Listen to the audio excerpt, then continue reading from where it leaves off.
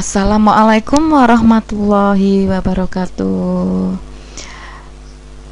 Di video ini akan membahas objek IPA dan pengamatannya, tapi pada bagian yang kedua ya, yaitu tentang penyelidikan IPA.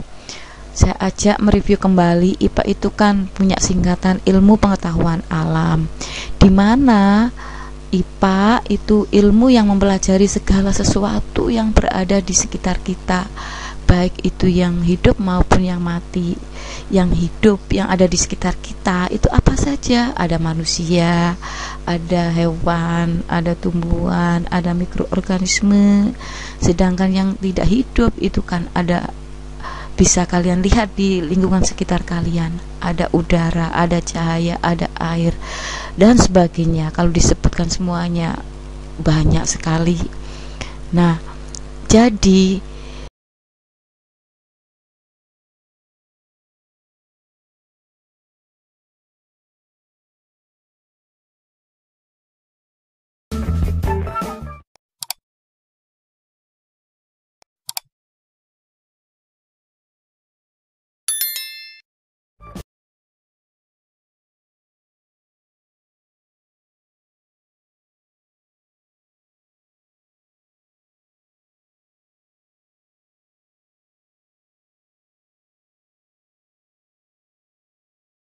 segala sesuatu yang ada di sekitar kita itu adalah yang disebut objek IPA.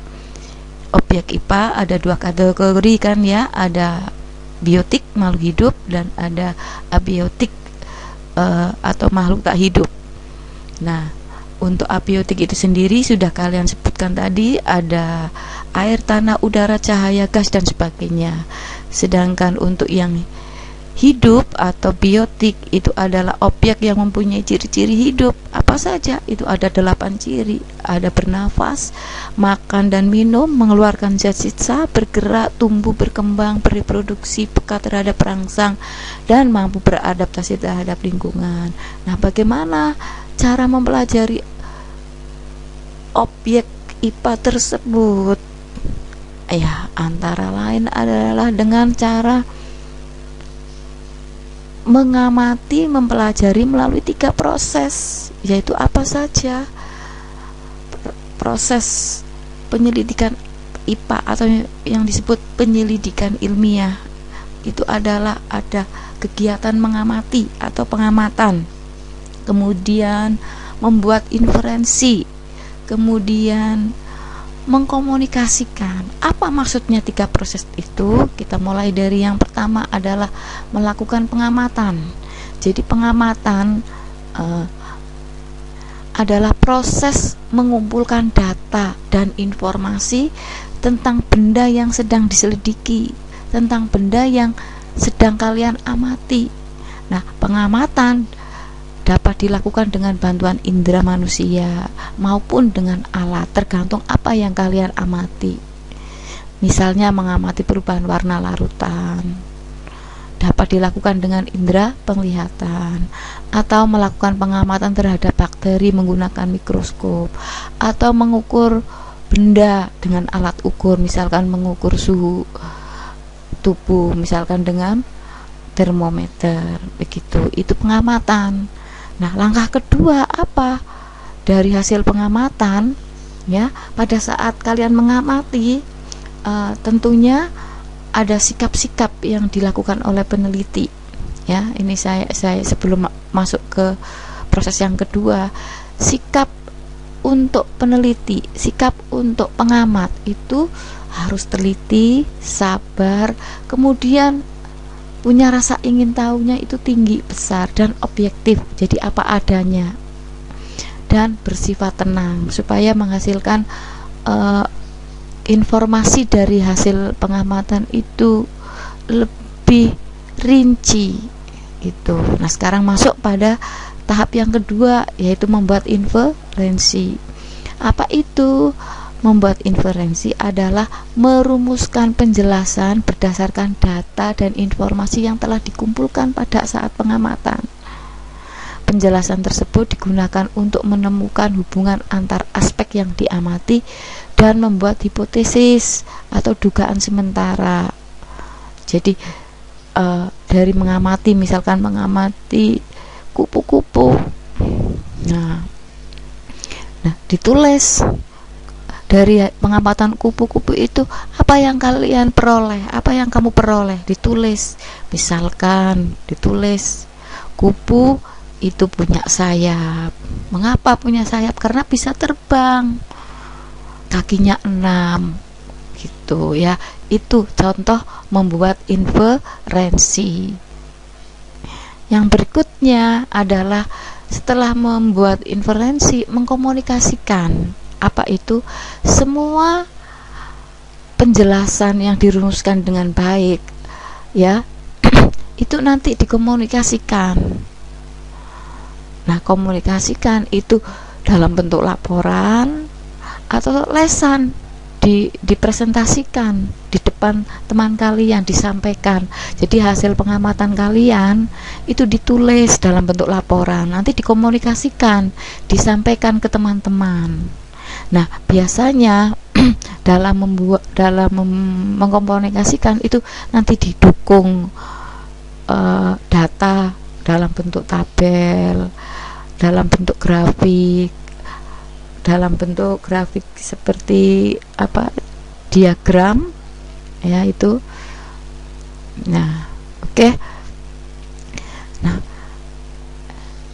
pada saat kalian membuat inferensi itu kan ada yang secara tertulis, itu ada kerangkanya, namanya kerangka membuat laporan. Itu pertama membuat judul. Nah, di dalam judul itu di bawahnya dibuat tujuan, alat bahannya apa. Pada saat kalian mengamati kan ada alat bahan, kamu tulis, langkah kerjanya kalian tulis, hasil pengamatannya tulis, bisa dalam bentuk tabel, grafik dan sebagainya. Setelah itu dibuat kesimpulan. Bagaimana? Mudah-mudahan jelas ya. Nah, sebagai bahan evaluasi, mari kita latihan melakukan pengamatan. Nah, misalkan ada ikan ini. Ada ikan, jadi tahap pertama adalah apa? Pengamatan, mengamati ikan. Nah, dari mengamati ikan, tentu kalian akan berpikir, menulis ikan hidup di air, alat geraknya sirip, bisa bergerak, bersisik, bernapas dengan insang. Ini yang namanya apa? Membuat inferensi. Ini maaf, double. Ya, setelah membuat inferensi, mengkomunikasikan, yaitu membuat laporan. Nah, ini laporannya. Jadi apa? Ditulis judulnya mengamati ikan di akuarium. Terus tujuannya misalkan untuk mengetahui ciri-ciri ikan. Alat bahannya ya akuarium beserta isinya. Langkah kerjanya mengamati ikan, mencatat hasil pengamatan, ikan hidup di air, alat geraknya sirip, bisa bergerak, bersisik. Dari situ bisa ditarik kesimpulan, oh ternyata ikan itu adalah makhluk hidup atau disebut objek biotik atau komponen biotik. Itu ya. Itu tentang materi objek IPA dan pengamatannya pada tahap pertama, yaitu cara mempelajari IPA dengan melakukan 3 proses kegiatan, yaitu mengamati, membuat inferensi, dan mengkomunikasi. Nah, dari kegiatan ini tentunya kalian punya pikiran seperti ini ya. Jadi akan membiasakan diri untuk melakukan pengamatan. Kemudian dari membiasakan diri untuk melakukan pengamatan, tentu karena kalian punya rasa ingin tahu, jadi menumbuhkan rasa ingin tahu. Kemudian dari menumbuhkan rasa ingin tahu sebagai tambahan untuk memperoleh wawasan. Wawasannya apa? Memahami hal-hal yang ada di sekitar kita, menggali hal-hal yang ada di sekitar kita. Itu ingin selalu mengamati.